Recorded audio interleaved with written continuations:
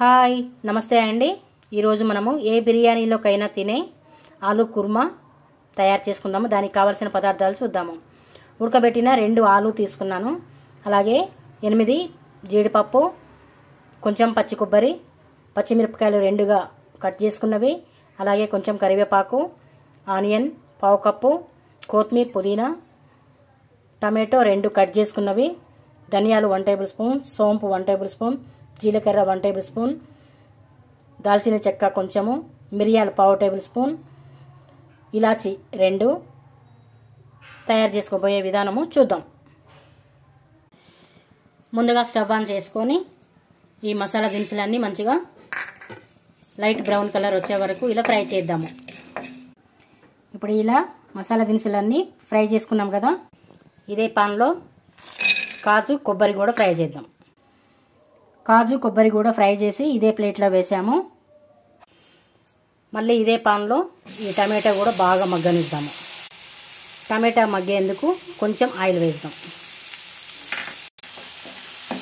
ఇంకొక 2 మినిట్స్ బాగా మగ్గనిద్దాము. టమాటా మంచిగా మగ్గింది కదా, ఒక ప్లేట్లో తీసేసుకుందాము.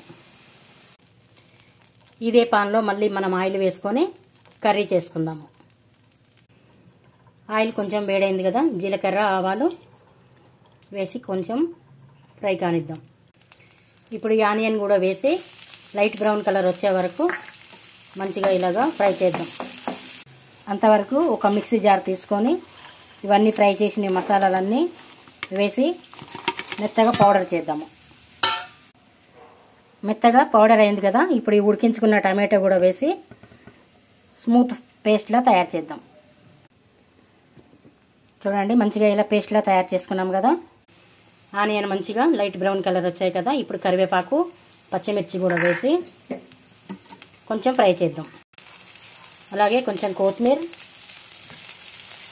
అల్లం పేస్ట్ వేసి మంచిగా ఇలాగా ఫ్రై చేద్దాం. మంచిగా ఫ్రై అయింది కదా, ఇప్పుడు మనం పేస్ట్ కూడా వేసేసి మంచిగా ఫ్రై చేద్దాం. ఈ పేస్ట్ కూడా వేసాం కదా, కొంచెం వాటర్ పోసి మొత్తం కలియపెడదాము.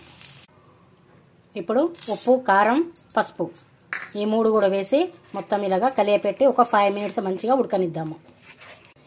ఇప్పుడు ఈ ఆలుగడ్డ పొట్టు తీసి మంచిగా పీసెస్ కట్ చేసుకుందాం.